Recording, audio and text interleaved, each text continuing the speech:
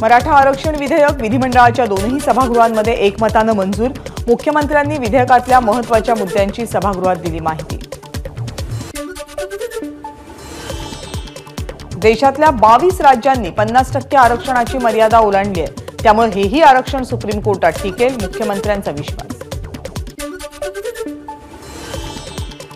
सगळे सोयरे अधिसूचनेवर 6 लाख हरकती, मुख्यमंत्र्यांची विधानसभेमध्ये माहिती। हरकतींची छाननी करून निर्णय घेणार, मुख्यमंत्र्यांचं आश्वासन। मागासवर्ग आयोग संपूर्णपणे वैध, आयोगानं एम्पिरिकल डेटा गोळा केला।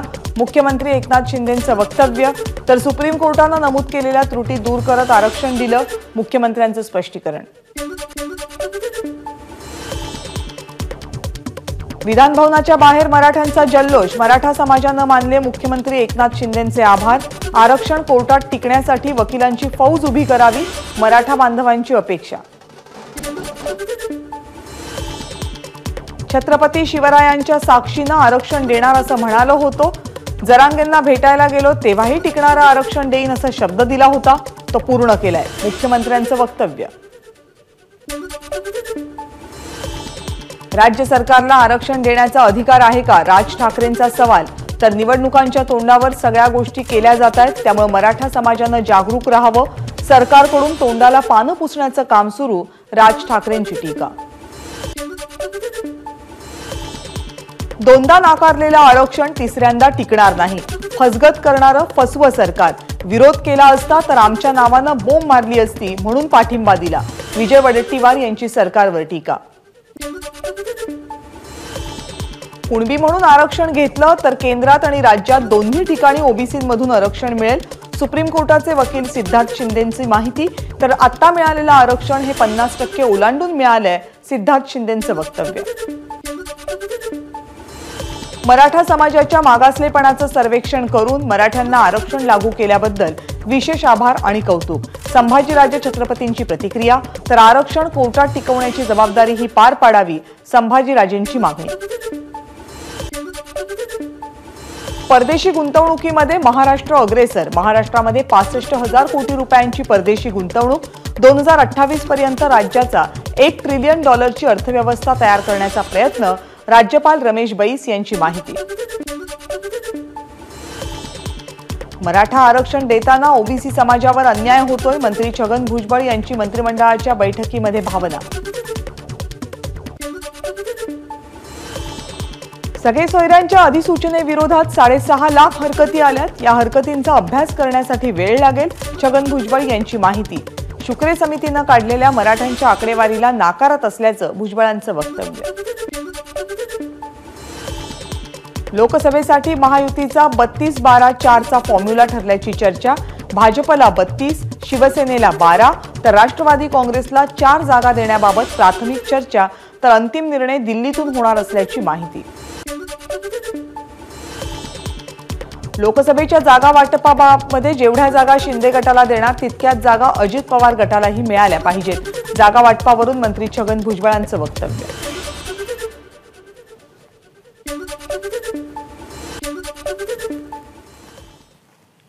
आणि यानंतर बातम्या विदर्भातून, विदर्भ सुपरफास्टमध्ये। मराठा समाजाला 10% आरक्षण देण्याच्या सरकारच्या निर्णयाचं ओबीसी महासंघाकडून स्वागत। जरांगेंनी आंदोलनाची भूमिका घेण्यापेक्षा आपली मागणी संविधानिक आहे का याचा विचार करावा, बबनराव तायवाडे यांची सूचना। यवतमाळ जिल्ह्यातल्या 124 केंद्रांवर 32,910 विद्यार्थी देणार 12वीची परीक्षा। कॉपीमुक्त परीक्षा पार पाडण्यासाठी प्रशासन सज्ज, भरारी पथक, उपविभागीय अधिकारी आणि गटशिक्षण अधिकाऱ्यांच्या पथकांची परीक्षा केंद्रांवर असेल नजर। नागपूरमध्ये वाढदिवसाचे पोस्टर्स का फाडले हा जाब विचारत गुंडांच्या टोळक्यांकडून तरुणाला मारहाण, मारहाणीची घटना सीसीटीव्हीत कैद, कळमना पोलिसांकडून मारहाण करणाऱ्यांचा शोध सुरू।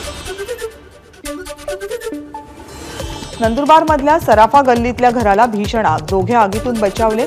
हरेश कुमार खेमचंद गोपालनी या कपडे व्यापाऱ्याच्या घराला आग, आगीचं कारण अस्पष्ट। गोंदियातल्या भजेपार बोदलवाडी इथल्या ग्रामस्थांचं अर्धजलसमाधी आंदोलन, सालेकसा तालुक्यातील वाघ नदीवरच्या पुलाचं काम 2 वर्षांपूर्वीपासून रखडलेलं ते पूर्ण करावं अशी मागणी.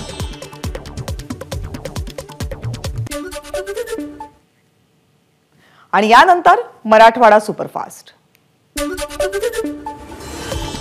उद्या दुपारी 12 वाजता अंतरवालीमध्ये निर्णायक बैठक. आंदोलनाची दिशा ठरणार मनोज जरांगेंची माहिती. तर हरकतीचा विषय पुढे करून समाजाचा अपमान करणं योग्य नाही, जरांगेंचं वक्तव्य.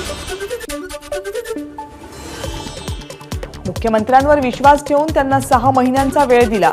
आता आरक्षणाची अंमलबजावणी होईपर्यंत उपचार घेणार नाही, मनोज जरांगेंची भूमिका. अशोक चव्हाण यांनी काँग्रेस सोडली हे मतदारांना आवडलं नाही. काँग्रेसचे नेते शिवाजी मोघे यांची प्रतिक्रिया. तर भाजपमध्ये प्रवेश करण्यासाठी अशोक चव्हाणांवर दबाव टाकला गेला, मोघेंचा आरोप. राष्ट्रीय स्वयंसेवक संघाचे सरसंघचालक डॉक्टर मोहन भागवत लातूरमध्ये. पद्मभूषण डॉक्टर अशोक काकडे यांच्या पुस्तकाचं प्रकाशन आणि विवेकानंद कॅन्सर हॉस्पिटलच्या उद्घाटन कार्यक्रमाला उपस्थिती. नांदेडमधल्या माहूरमध्ये महानुभाव पदयात्रेमध्ये 50 जणांना विषबाधा. जेवणानंतर मळमळ आणि उलटीचा त्रास. प्रकृती रुग्णांची स्थिर असल्याची माहिती.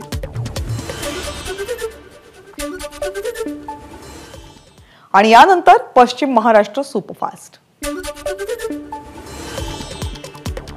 सरकारकडून मराठ्यांना फसवण्याचा घाट. पृथ्वीराज चव्हाण. देवेंद्र फडणवीस यांनी गेल्या वेळी पण मराठ्यांना फसवलं होतं. हिंदू महासंघाचे आनंद दवे यांची सरकारवर टीका. पिंपरी चिंचवड महापालिकेचा अर्थसंकल्प सादर. 8,676 कोटी 80 लाख रुपयांचा अर्थसंकल्प स्थायी समितीपुढे सादर. पुण्यामध्ये 1100 कोटी रुपयांचे ड्रग्ज जप्त. पुणे पोलिसांच्या गुन्हे शाखेची कारवाई. विश्रांतवाडी भागामधून 55 किलो एमडी ड्रग्ज जप्त. 3घांना अटक. पोलीस उपायुक्त अमितेश कुमार यांची माहिती. पिंपरी चिंचवडमध्ये लाखो रुपयांचा मेफेड्रोन ड्रग्ज जप्त. जुन्या पुणे मुंबई महामार्गावर कारवाई. 16 लाखांचा मुद्देमाल जप्त. अंमली पदार्थ विभागानं केली कारवाई. पुण्यातील महात्मा फुले वाड्याजवळ असणाऱ्या घराला भीषण आग. अग्निशमन दलाची 3 वाहनं घटनास्थळी. आगीचं कारण अस्पष्ट.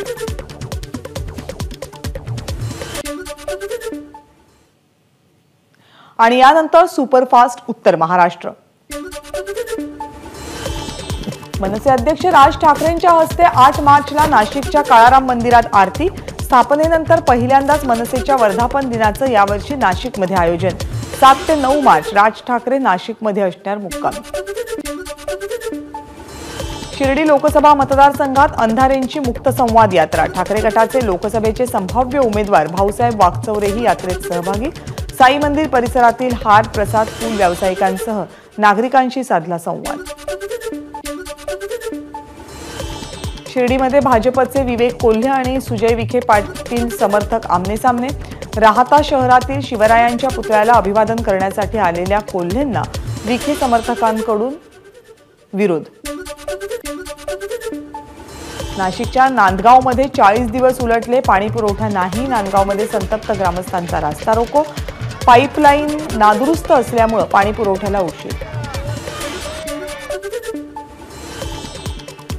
धुळे जिल्ह्यातल्या सिंदखेडा तालुक्यामध्ये 14 दिवसांपूर्वी आढळला होता अल्पवयीन मुलीचा मृतदेह. हा घातपाताचा प्रकार असून तात्काळ आरोपीचा शोध घ्यावा.